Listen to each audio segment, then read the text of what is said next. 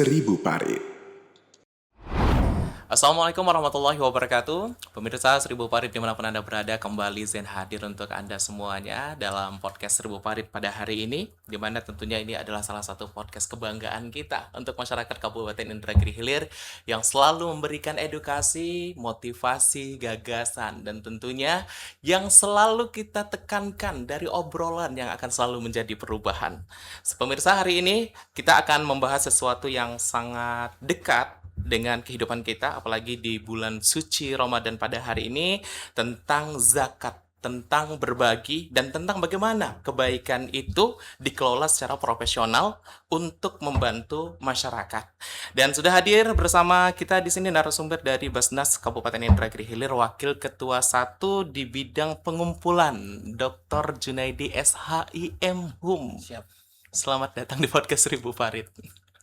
Terima kasih sudah hadir hari ini, dan tentunya hari ini kita akan banyak sedikit bertanya, dan tentunya di sini akan memberikan edukasi untuk seluruh masyarakat Kabupaten Indragiri Hilir, terkhususnya ya untuk umat Islam, di mana di bulan Ramadan salah satu yang sering kita kerjakan, kewajiban yang kita keluarkan adalah zakat.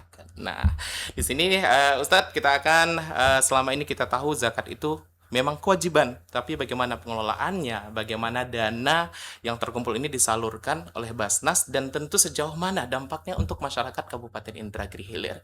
Kita ke peran dan fungsinya terlebih dahulu gitu ya. Di podcast Seribu Parit ini kita pengen dengar secara langsung dari Basnas menyampaikan sebenarnya apa saja sih tugas dan fungsi Basnas di Kabupaten Indragiri Hilir ini. Baik, terima kasih kepada podcast Seribu Parit.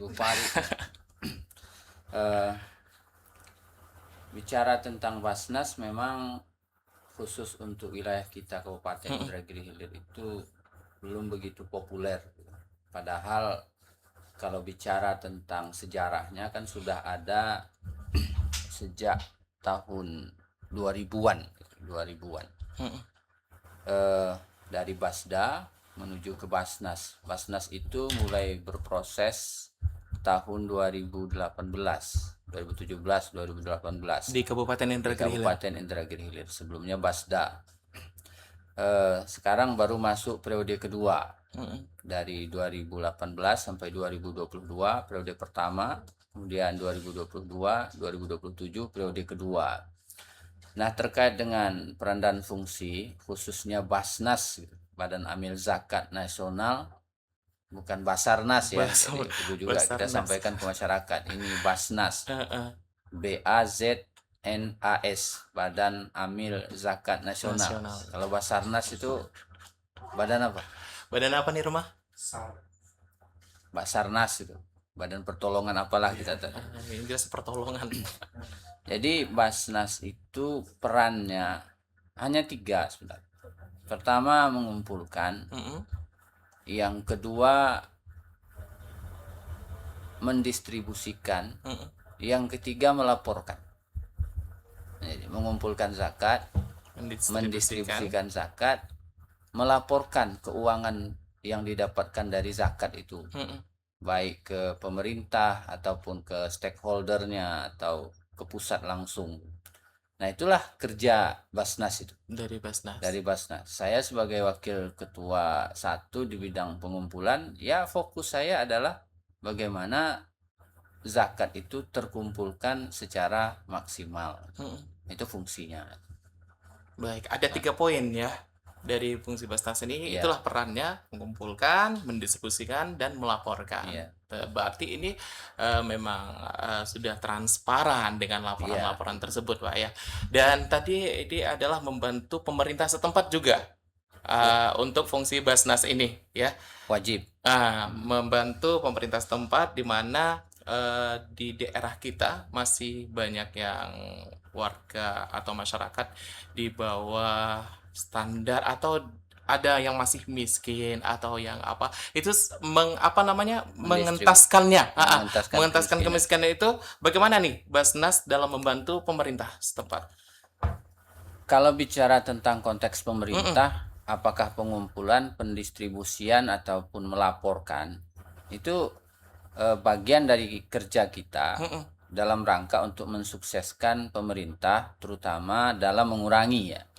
Kalau Memberantas langsung menghilangkan semua dalam sepertinya mengurangi belum, iya. kemiskinan.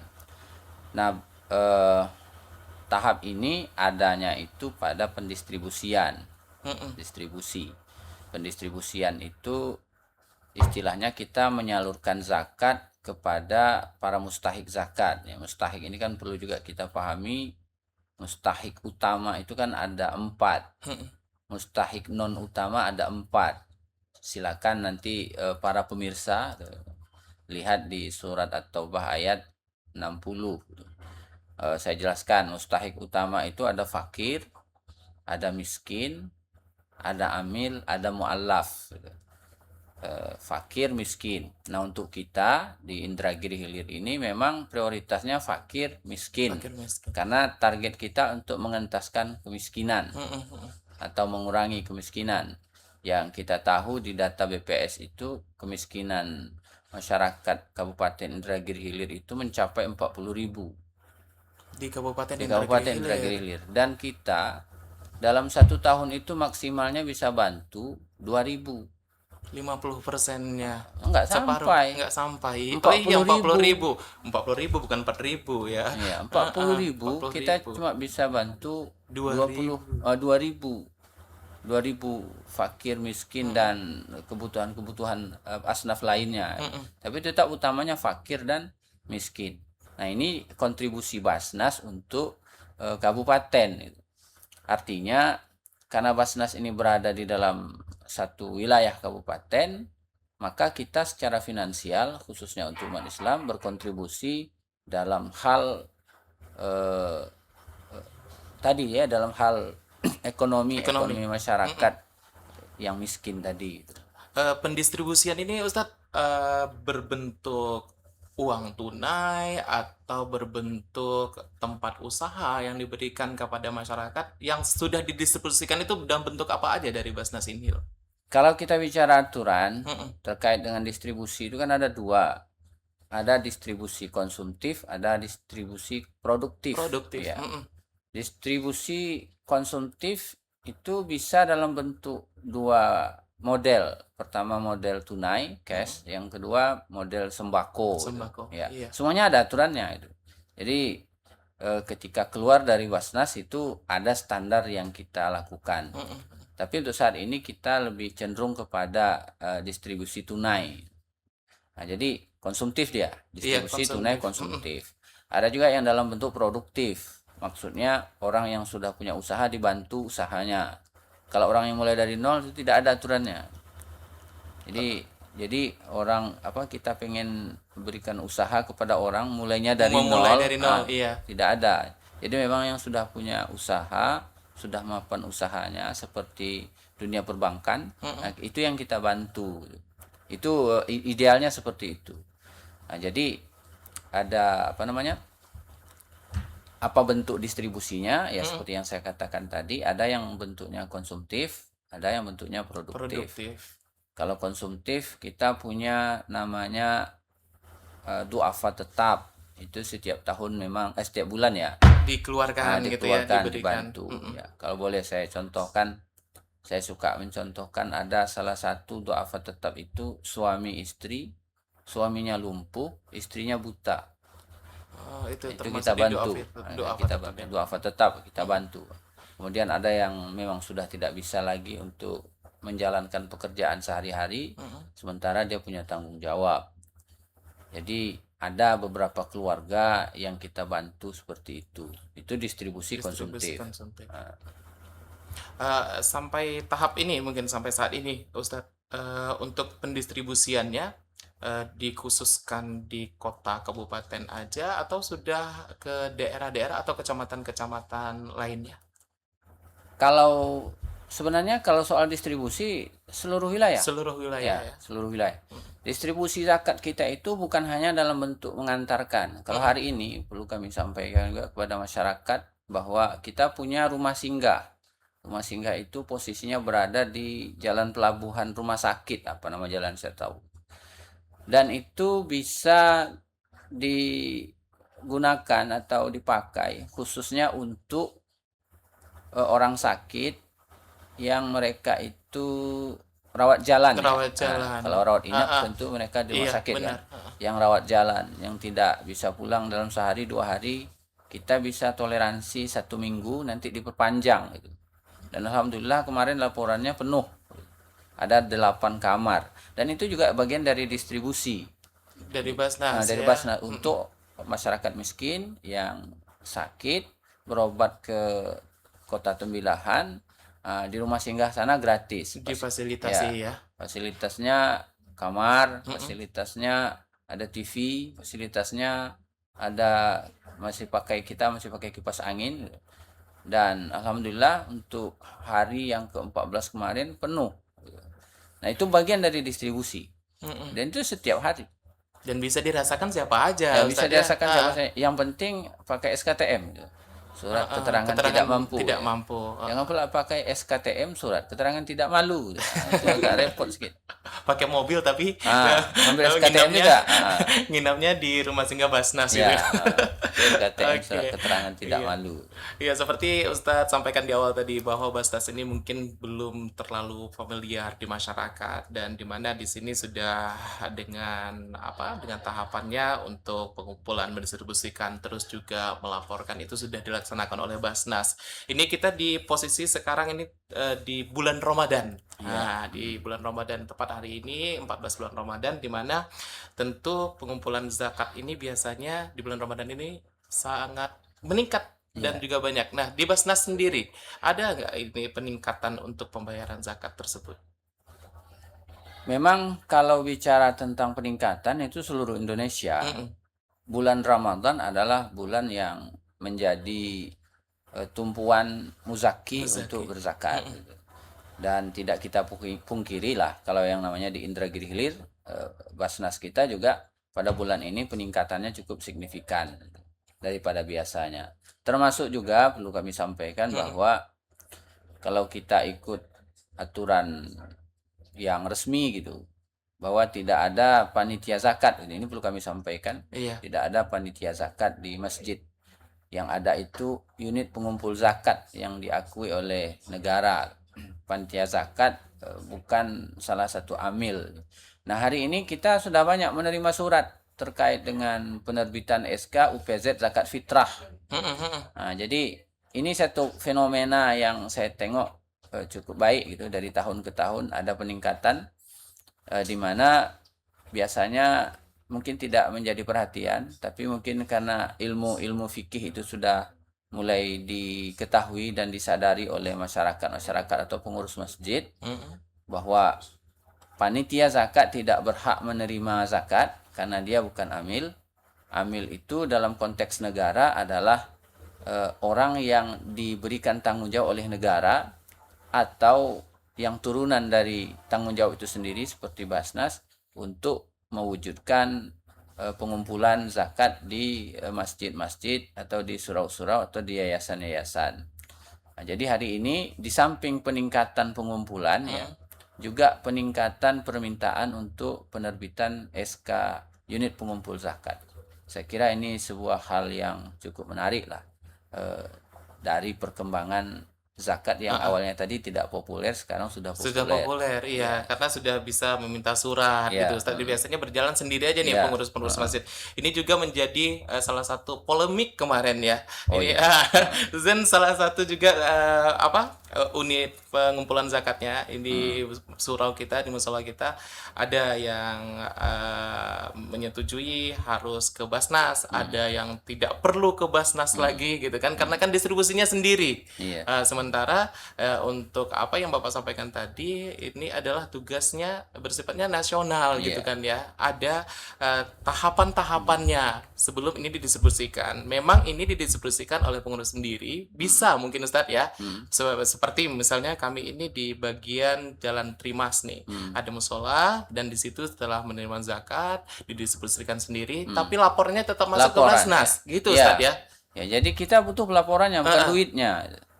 Masyarakat kebanyakan ini menyangkanya bahwa yang dikumpulkan itu serahkan ke Basnas semua. Ya, begitulah yang dipahami, karena tidak mau bertanya kan. Benar. Syukurlah di podcast 1000 Farid ini saya bisa sampaikan bahwa SK yang dibuat dari Basnas itu untuk legalitas pengurus masjid atau pengurus apapun dalam rangka ada hak mereka untuk mengambil dari proses pengumpulan itu.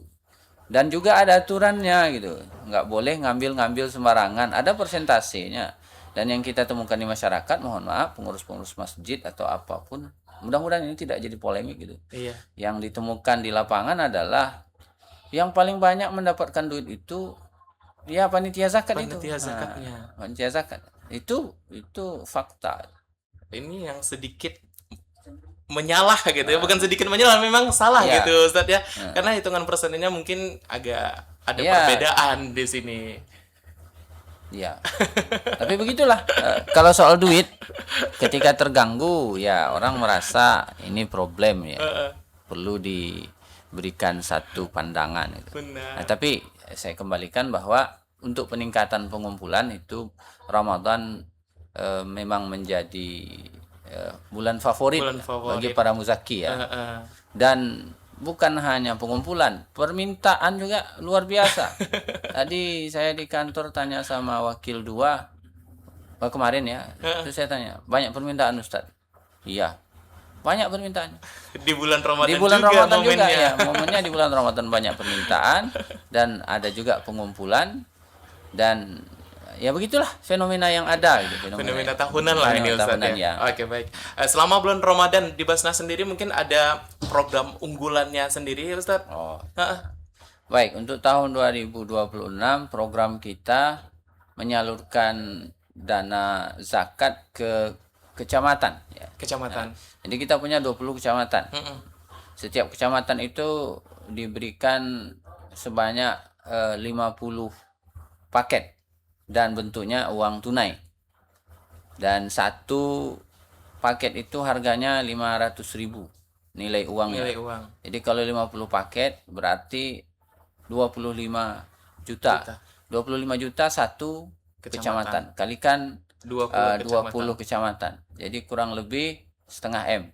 Iya. 500 juta dalam rangka untuk membantu dan berdampingan dengan safari Ramadan pemerintah daerah. Oh benar, ini sudah rilis juga ya setiap hari. Ya, setiap hari. Setiap hari. Jadi safari Ramadan pemerintah, ada penyerahan bantuan dari Basnas dan juga bantuan-bantuan yang pihak terkait ya. Itu sudah rilis juga. Nah, untuk masyarakat mungkin nih Ustadz yang ingin menunaikan zakatnya secara langsung ke Basnas gitu ya. Bagaimana nih prosedurnya? Atau langsung ke kantornya saja atau bagaimana? Ya kita punya 2 cara. Kalau caranya langsung tentu ke kantor Basnas. Kalau tidak langsung tentu dengan menggunakan rekening. Cuma kan masyarakat kita masih mempedomani bahwa berzakat itu langsung. Iya. Karena di saat itu ada doa yang disampaikan oleh penerima zakat. Ya. Dan itu sebagai bentuk anjuran dari Nabi dalam At-Taubah 103, wasalli alaihim, doakan untuk mereka orang-orang yang berzakat. Nah, kalau kita dalami hal ini sesuai dengan apa yang pernah disampaikan oleh pimpinan zakat pusat, bahwa kata wasalli alaihim itu salah satu mukjizat terbesar bagi orang yang berzakat, mendapatkan doa dari amil ya, penerima ya, dari penerima. Amil juga mendoakan, penerima juga mendoakan, dan itu sama dengan tongkatnya Nabi Musa. Jadi tongkatnya Nabi Musa itu mukjizat, maka doa salli alaihim itu juga mukjizat gitu. Nah, itulah orang-orang berzakat sebenarnya tidak ada yang mengeluh. Sampai hari ini kan tidak ada orang-orang yang berzakat dari ASN khususnya atau dari zakat-zakat pribadi, itu tidak pernah ada mengeluh gitu. Yang mengeluhkan orang yang tak berzakat dengan Basnas itu. Nah, itu dan dia tidak menerima gitu kan. Yang kedua tidak menerima. Sudah dia tidak berzakat, tidak bisa pula menerima. Dan dia tidak tergolong di karena tidak masuk dalam status 8 asnaf tadi ya. Itu menarik itu. Jadi dia mampu gitu. Boleh langsung karena dapat doa secara langsung dari penerima, dari penerima dana zakat itu. kalau tidak langsung kita punya 2 rekening ya. Ada rekening di Bank Riau Kepri Syariah, ada rekening di Bank Syariah Indonesia. Indonesia. Oke. Nanti bisa ditindaklanjuti. Oh iya, baik. Terus gini Ustadz, terkadang tidak sedikit banyak masyarakat gitu ya, untuk mengeluarkan zakat ke Basnas, isu-isu banyak gitu yang didengar gitu ya. Ini Pemda nih, ini pemerintah nih, bagaimana ya? Bagaimana ini kita untuk menguatkan gitu, menguatkan kepada masyarakat atau menyadarkan ke masyarakat bahwa lewat zakat resmi ini lebih baik mungkin ya, lebih tersalurkannya memang distribusinya memang udah jelas nyata gitu. Tapi masih banyak nih masyarakat kita yang kurang menyadari, masyarakat yang mungkin masih ragu untuk menyalurkan zakat lewat lembaga resmi ini. Ini seperti apa pandangan dari Basnas? Gini ya, kalau saya atas nama Wakil Ketua 1 Basnas, memang dari awal sudah diingatkan oleh Profesor Dr. Ustadz Abdul Somad bahwa kalau berzakat secara mandiri itu ibarat kita punya sapu tapi baru dalam bentuk lidi, satu batang. Kalau berzakat sendiri, misalnya ada orang kaya, dia sudah layak untuk berzakat, dia panggil orang ke rumah, dia kasihkan berzakat secara sendiri. Nah, berapalah sekaya-kayanya manusia, dia punya uang umpamanya 10 miliar. 10 miliar nih, yang dia zakatkan 2,5% dari 10 miliar berapa? 10% dari 2,5%. 2,5%. Kalau 10% dari 10 miliar kan 1 miliar. 1 miliar, iya. Berarti 250 juta. 250 juta dia dalam 1 tahun itu. Dalam 1 tahun. Dari harta yang banyak tadi. Dalam 1 tahun dia berzakat hanya 1 tahun. 250 juta. 1 orang 500.000 umpamanya. 1 orang 500, 10 orang 5 juta. 100 orang 50 juta. Berapa orang yang dia dapat cuma? Itu untuk 1 tahun. Sementara masyarakat miskin itu kan makan setiap hari. Setiap hari, benar. Nah, dia cuma menyalurkan 1 tahun. Basnas setiap hari. Setiap hari. Nah, itulah keunggulan lembaga karena dia dikumpulkan. Lidi-lidi yang tadi terpisah-pisah terkumpul menjadi sapu. Kalau hanya dia berdiri sendiri, anggaplah tadi yang 10 miliar, 250 juta. 1 tahun cuma dia bisa. Kalau kita setiap hari. Setiap hari disalurkan. Nah, siapa datang sakit, apapun bentuk sakitnya, mulai dari anak kecil sampai orang yang tua renta, kita bantu, itu setiap hari. Begitu keunggulan lembaga. 1, keunggulan lembaga bisa menyalurkan zakat setiap hari. 1. Yang kedua, dalam Islam tidak ada nabi menganjurkan orang-orang kaya di masanya untuk memberikan zakat secara langsung. Tidak ada. Apa kata Nabi? Tu'khadhu min aghniyaihim wa turaddu ila fuqaraihim. Nah, ini ceramah sedikit ya. Diambil harta zakat itu dari orang-orang kaya setempat, kemudian dikembalikan kepada orang-orang miskin setempat, orang-orang fakir setempat. Itu perintah Nabi. Dan lihat Sa'labah. Ya, saya suka menceritakan Sa'labah. Kenapa? Sa'labah itu hidup dari masa Nabi sampai masa Ali bin Abi Thalib. Ketika masa Nabi ditolak zakatnya, kenapa dia tidak punya inisiatif? Aku cari sendiri aja lah. Aku cari sendiri aja lah, orang miskin aku kasihkan sendiri. Dia tidak berinisiatif seperti itu. Wafat baginda Rasulullah, masuk di masa Abu Bakar Siddiq, datang dia kepada Abu Bakar. Ya Abu Bakar, aku nak berzakat. Rasul aja tak terima zakat kau. Apalagi aku, tak mampu aku terima. Nah, kenapa tidak berinisiatif saja pada masa Abu Bakar tuh dia datangi orang fakir miskin. Wafat Abu Bakar, masuk Umar bin Khattab, dan itu juga kata Umar bin Khattab, Nabi tak terima, Abu Bakar tak terima, tak sanggup aku terima. Kenapa tidak berinisiatif mencari sampai di zaman Ali bin Abi Thalib? Akhirnya tidak bayar zakat karena sudah ditolak oleh baginda Rasulullah sallallahu alaihi wasallam. Nah, pertanyaannya, itu lembaga kah atau sendiri? Nah, maka dari itu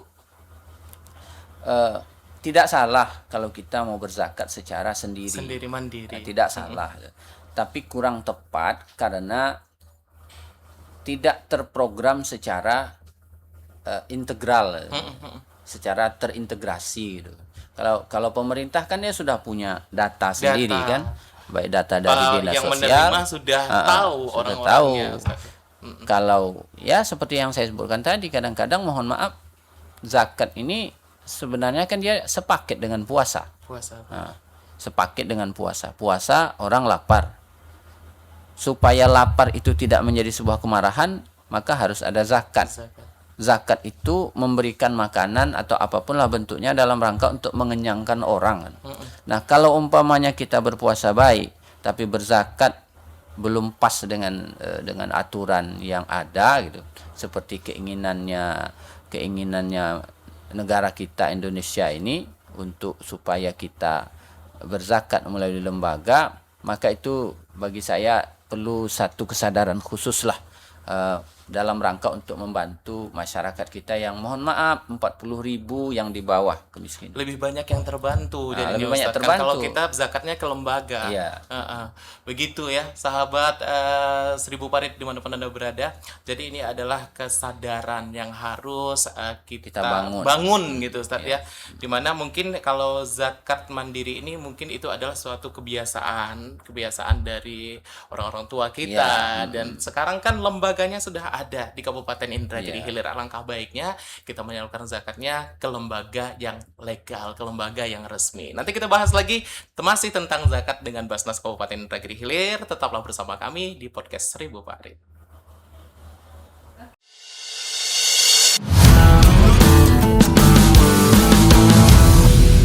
Podcast Seribu Parit.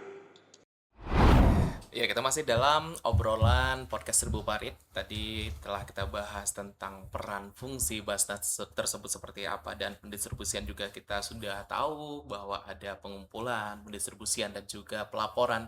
Ini sudah transparan ya untuk masyarakat Kabupaten Indragiri Hilir, di mana tidak ada yang ditutup-tutupi untuk pendistribusian ini, dan tentu di sini membantu untuk masyarakat dalam kemiskinan di pemerintahan Kabupaten Indragiri Hilir. Nah, Ustadz, tadi kita membahas tentang zakat juga, karena ini masih di bulan suci Ramadan, dan tentunya ini adalah salah satu kewajiban yang akan dikeluarkan, di mana para pengurus atau panitia yang telah legal ya untuk pengumpulan atau penerimaan zakat ini, yang pada umumnya biasanya kita itu mengeluarkan zakat fitrah. Nah, zakat fitrah tentu ada kimat yang telah dikeluarkan dari basnas tersebut, dan tidak menutup kemungkinan terkadang kita lupa ada zakat yang lainnya juga yang harus kita keluarkan, tidak hanya zakat fitrah seperti zakat penghasilan gitu ya. Nah, dari Ustadz Junaidi mungkin boleh dijelaskan sedikit kepada masyarakat Kabupaten Indragiri Hilir. Baik, terkait dengan kimat zakat, khususnya zakat fitrah, itu memang sudah dikeluarkan oleh kantor Kementerian Agama Kabupaten Indragiri Hilir. Nanti akan saya jelaskan itu, tapi terlebih dahulu perlu kami sampaikan terkait dengan zakat penghasilan yang 2,5% itu. Kita harus mengeluarkan berapa duit ya kalau diduitkan. Ya, perlu kami sampaikan bahwa sesuai dengan keputusan Ketua Basnas Pusat terkait dengan berapa zakat penghasilan yang akan dikeluarkan dari 2,5% itu, standarnya adalah emas 85 gram.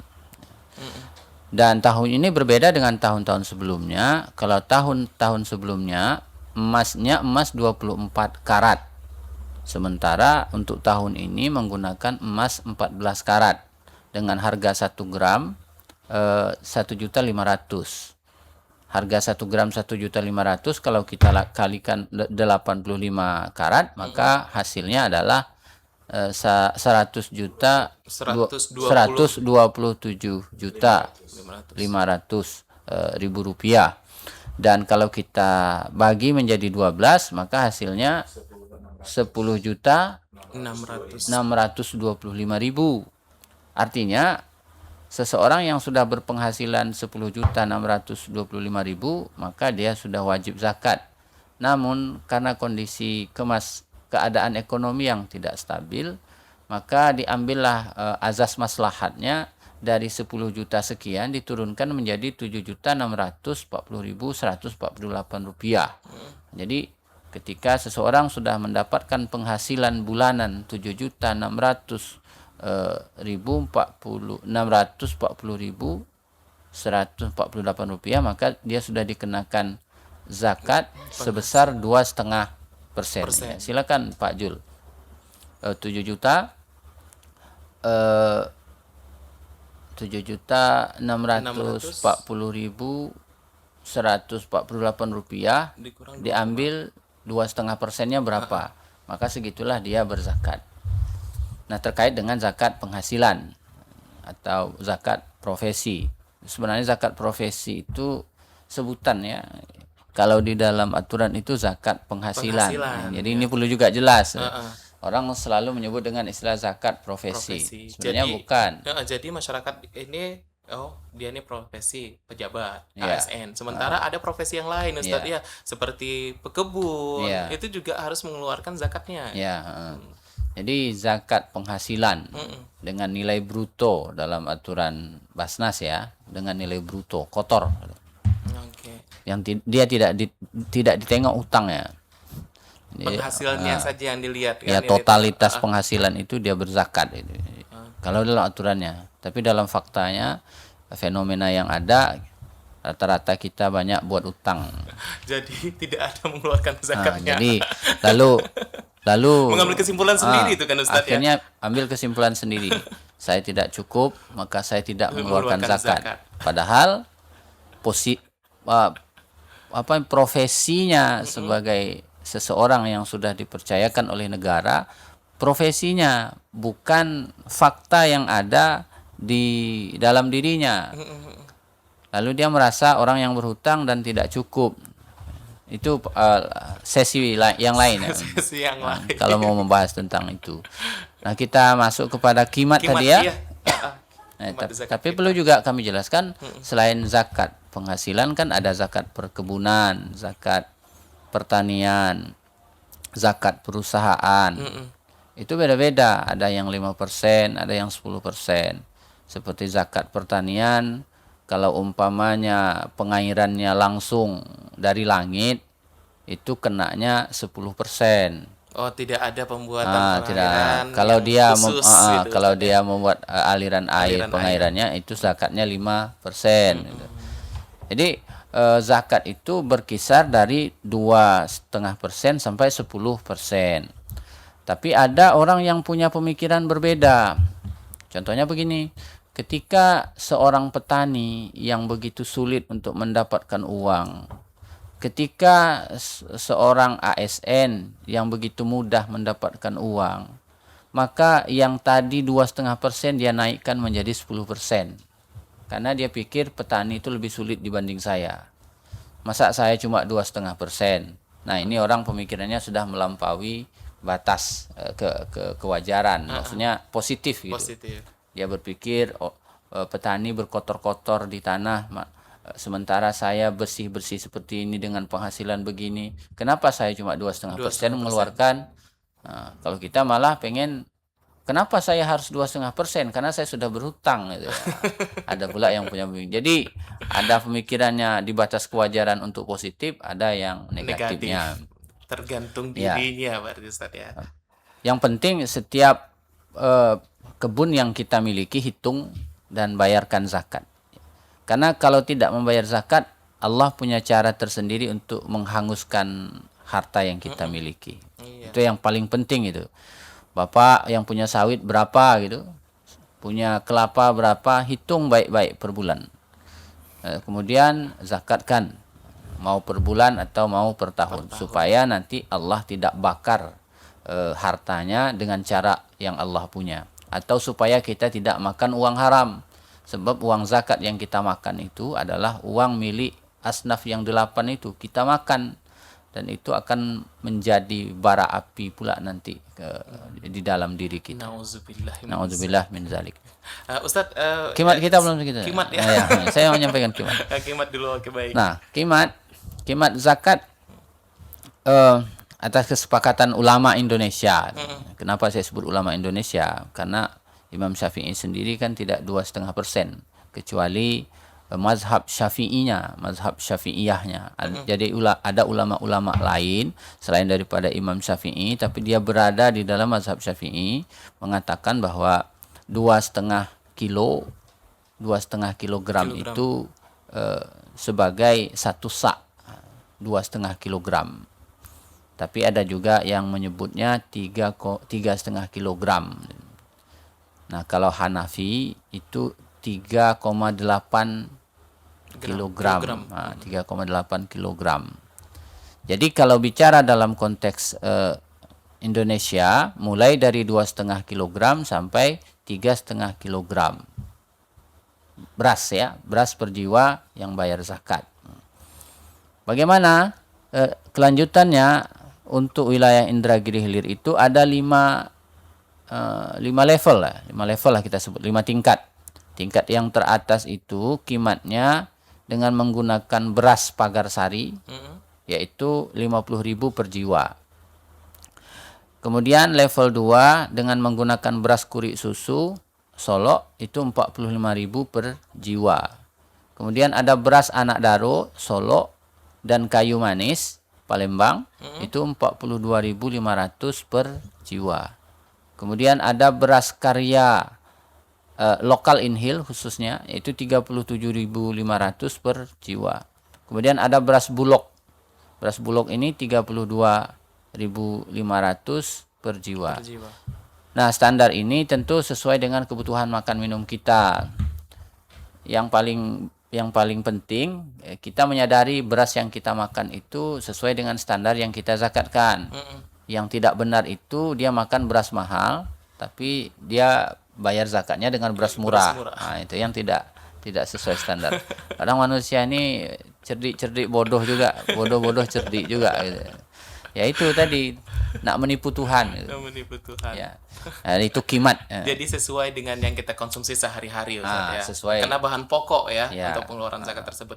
Nah, ini juga sebagai pengingat lah untuk masyarakat Kabupaten Indragiri Hilir Ustaz, antara zakatnya pakai beras dan pakai uang tunai. Nah, itu mungkin boleh kasih sedikit penjelasan kepada kita semua. Baik, terima kasih. Ini memang menjadi polemik juga di tengah-tengah masyarakat kita, apakah beras dalam bentuk makanan pokok atau uang tunai. Sebenarnya sesuai dengan keyakinan lah, sesuai dengan keyakinan. Kalau kita mengambil standar ulama seperti Imam Syafi'i, bahwa tidak sah berzakat itu kalau tidak dengan makanan pokok. Otomatis menjadi beras. Tapi kalau kita menggunakan prinsip Imam Hanafi, bahwa makanan pokok di wilayah tertentu sudah banyak. Dan sudah dimiliki oleh orang. Sehingga ada kebutuhan lain yang diperlukan oleh para mustahik itu. Maka uang tunai lebih diutamakan. Cuma bedanya begini. Imam Syafi'i punya pandangan satu sa' itu 2,8 kilogram. Imam Hanafi punya pandangan satu sa' itu 3,8 kilogram. Nah ya, begitu caranya, cara berpikirnya begitu. Kalau kita pakai konsep Imam Syafi'i, kita tidak mengeluarkan uang. Karena dia pakai beras atau makanan pokok. Iya. Kalau kita pakai konsep Imam Hanafi, kita tidak mengeluarkan beras, tapi mengeluarkan uang dengan jumlah 3,8 kilogram. Itu. Jadi ya, tapi kan ini kan sudah disepakati oleh ulama Indonesia. Istilah saya kan ulama Indonesia gitu. Mengatakan bahwa satu sa' itu 2,5 kilogram sampai 3,5 kilogram. Bagi saya secara pribadi, karena saya berzakat pakai uang, saya menggunakan pendapat Imam Hanafi, yaitu 3,8 kilogram. Jadi kalau uang itu harus 3,8 kilogram. Tapi kalau beras 2,5 kilogram. Pakai konsep Syafi'i. Nah, siapa yang mau ikut Syafi'i, pakai 2,5 kilogram. Beras, makanan pokok. Siapa yang pakai konsep uang, ya pakai pendapat Imam Hanafi. Dengan jumlah uang, 3,8 gram. Nah, 3,8 kilogram. Begitu pola berpikir Ya masing-masing kita tentu punya pendapat ya. Iya. Kalau saya punya pendapat seperti itu, cuma karena ulama Indonesia kita sudah menetapkan bahwa 1 jiwa 50.000 umpamanya dengan 2,5 kilogram, tentu bisa juga diikuti seperti itu. Iya, karena kita mengikuti kimat dari Ya, UI dari Ulama Indonesia dari tentunya, Ustadz, Indonesia, ya. gitu. Karena ini keputusan sudah diambil keputusan. Dan satu lagi nih mungkin Ustadz, kita ke zakat pendapatan lagi, balik sedikit. Untuk per bulan tadi ya, per bulan di penghasilnya 7 juta sekian. Nah, bagaimana ini kalau misalnya seseorang ini penghasilan di bulan ini dia 7 juta sekian dan di bulan depannya tidak mencapai dengan jumlah itu. Berarti di bulan yang dia mencapai ini dia mengeluarkan zakatnya, di bulan berikutnya dia tidak mengeluarkan zakat. Bisa begitu. Bisa seperti Bisa itu ya. seperti itu. Ha-ha. Kalau dia mengeluarkan per bulan. Per bulan, iya. Kalau dia mengeluarkan per tahun otomatis tidak. Tidak, itu. iya. Karena tidak mencukupi dari angka yang sudah distandarkan untuk tahun 2026. Cuma kadang-kadang kalau berpikir secara matematis kita ini susah juga berpikir. Maksud saya itu, saya tak keluarkan zakat. Tapi kan ada yang lain. Ha-ha. Di level yang kedua namanya sedekah. Sedekah. Minimal 2,5%. Gitu. Jadi tetap kita keluarkan, tapi levelnya tidak kewajiban. Sudah menjadi hal yang sunnah. Namun dengan 2,5% yang kita bantu itu kan membantu orang lain. Benar. Kenapa orang berzakat itu tidak pernah komplain? Ya, saya merasakan bahwa orang yang berzakat itu adalah orang yang tidak memakan harta haram. Bahasa saya seperti itu. Baik. Mungkin ini tadi titip pertanyaan dari kru kita. Ya, misalnya domisili ini masalah domisili sih Ustadz ya, karena zakat fitrah ini memang kewajiban untuk kita ya, walaupun di mana sih domisilinya tetap mengeluarkan zakat. Biasanya ada anak-anak rantau mungkin ya, yang awalnya dia tinggalnya di kabupaten tetangga dan dia kembali ke Kabupaten Indragiri Hilir dan melaksanakan zakat fitrahnya di Kabupaten Indragiri Hilir, tidak mengeluarkan zakat fitrahnya di tempat dia tinggal. Nah, itu seperti apa Ustaz? Tadi kan saya sudah sebutkan dalam hadis Nabi kan tu'khazu min aghniyaihim wa turaddu ila fuqaraihim. Bahwa zakat itu diambil dari orang-orang kaya tempatan, dikembalikan kepada orang-orang fakir tempatan. Jadi idealnya di mana kita berak, di mana kita makan, di mana kita tidur, di mana kita bikin rumah, di mana kita mendapatkan pekerjaan, disitulah kita berzakat. Itu idealnya. Jadi di mana kita bekerja, di situ kita berzakat.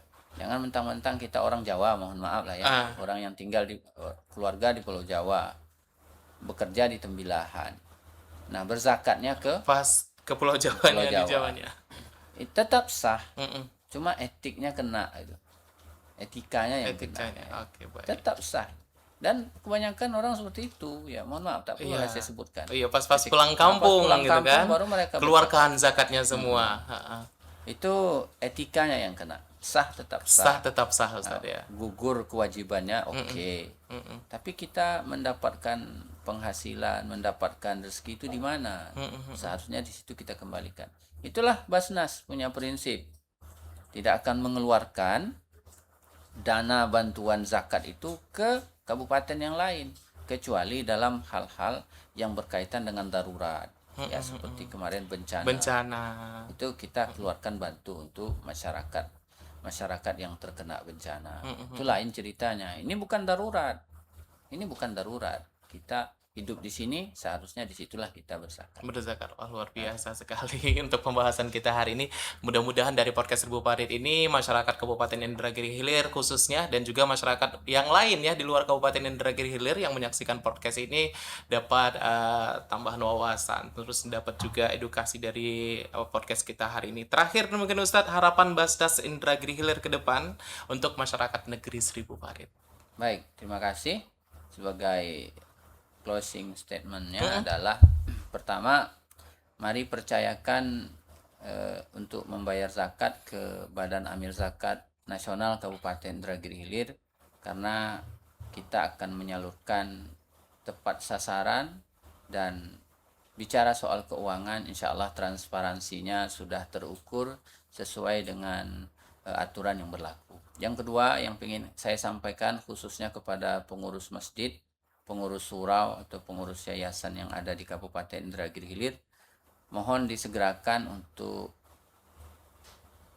mengajukan surat untuk penerbitan SK zakat fitrah. Kalau SK zakat fitrah kita hanya memberlakukan 3 bulan, karena 1 bulan pelaksanaan, 1 bulan untuk bikin administrasinya, bulan berikutnya harus melaporkan ke Badan Amil Zakat Nasional Kabupaten Indragiri Hilir.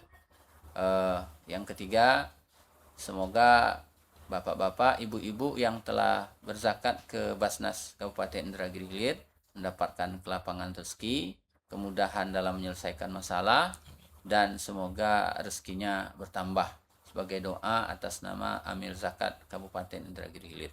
Wah, luar biasa. Terima kasih banyak untuk Ustadz Junaidi Siap. telah hadir mewakili Basnas Kabupaten Indragiri Hilir di sini sebagai Wakil Ketua 1 Bidang Pengumpulan. Siap. Ya, baik pemirsa dimanapun Anda berada, ternyata zakat bukan hanya tentang memberi ya, tetapi tentang membangun harapan, menguatkan ekonomi umat, dan menghadirkan solusi nyata bagi masyarakat Kabupaten Indragiri Hilir. Zakat itu bukan sekedar kewajiban, tetapi ini kesempatan untuk menjadi bagian dari perubahan. Karena kita percaya Ustadz, di podcast 1000 Parit, dari obrolan jadi perubahan. Saya Zain Arifah pamit undur diri. Wassalamualaikum warahmatullahi wabarakatuh. Waalaikumsalam warahmatullahi wabarakatuh.